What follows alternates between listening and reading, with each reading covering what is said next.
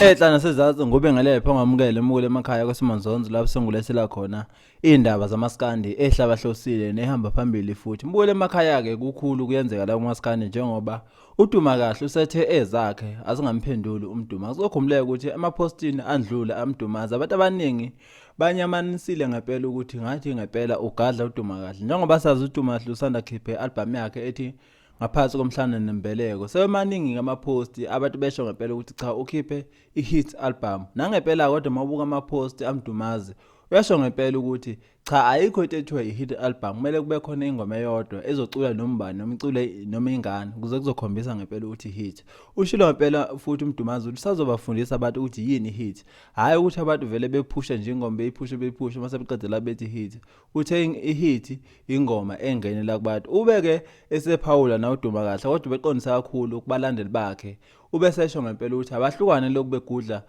umdumazi lapha ko Facebook ngoba ngalokho kwenza lokho badala ukuthi bemdumise nomdumazi bathi uthe akukhona ukuthi yabacontrola kodwa akumele belokhu bemnaka umdumazi ngoba kuzodala ukuthi lokho edume ngayo wasethi umuntu abangamnaka yena inkosi emagcokama uthi yena umuntu esaqondene naye okwamanje hayi umdumazi uthe umdumazi ngempela umuntu oyisibozi nje khumukela emakhaya ke nathi ivideo esa voice note ngempela lapho khona uduma kahle ngempela etshene zakhe ngempela uthi cha asingalokhu zidumisa ngempela umdumaza bamiyeka kanje kodwa beqondana nenkosi emagcoma mbukele emakhaya ke ngabe wena ukule group ngempela ethi izomlalela yini uduma akahle njengoba esho ngempela uthi cha akukhona ukuthi abacontroller kodwa abangamphenduli yena umdumazi bukele emakhaya ukuthi uphawula wakho wena mawukuthi umlandeli ngempela kaduma kahle ngabe ngempela sazoqhubekani uphendule yena umdumazi indaba sesohlangana futhi nazo ngokuzayo thi next time siyabonga sanibona bafowethu ngiyathemba niyaphila nonke nje bafowethu cha bafowethu bengicela nje lapho ukuthi nje mhlambe ngicele ukuthi lo mbhemu uthi umdumazi niyambona uphuphe kanjani so asikidinga ukuthi lokhu nimvusa nenza ukuthi enakwe kungathi khona into special ngaye yekelani lo muntu lona ngoba kwaona lamapost akapostayo awabonwa umuntu uyabona so yekani lo muntu lo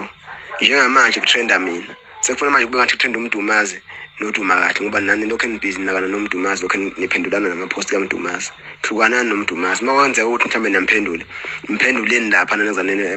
kuma post akhe sokwapostile kuma comment hayi ukuthi ngigcine senemcreate ama post lento ezokwenza ukuthi igcine senakwa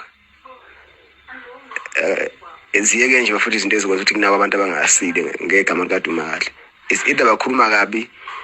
o bakhuluma kanjani kodwa nje bayekeni yabona asikidinga ngempela ukuthi ukhenakana nomdumazi umdumazi uphupheke lokho uqaki ukwenza so mase ezoqala ukuthi nawe ngegama lami akekho umculi njengamanje ongafisa ukuthi nje bakuthenda uDuma kahle naye ethende kanye noDuma kahle olethendeka ukuthi thinta igama laDuma kahle so manje ngizokhenaka zonke izibozi lezi yekela nje labantu laba nibatshele nabanye nje abalandeli abasema groupini amanye ama branches angizami ukunilawula kodwa abanye bakhona abantu abafuna ukunaka khona abantu abangafuni kunako njengamanje uyedwa umuntu esibhekele nayo oyimbangi yami phela naye ukufosta kwayimbangi yami kodwa ngoba sekuzowacaca ukuthi uyimbangi yami akusale sekunakwa yena kuphela naye futhi uma egcobeka futhi egcobe kuma comment akhe ingabe ngathi kuphushwa yena lokho create ama posting ngayo yabo so indaba kaMdumazi bafuthi nje iphumani nje impela kuyona nje nikhohlwe nje uye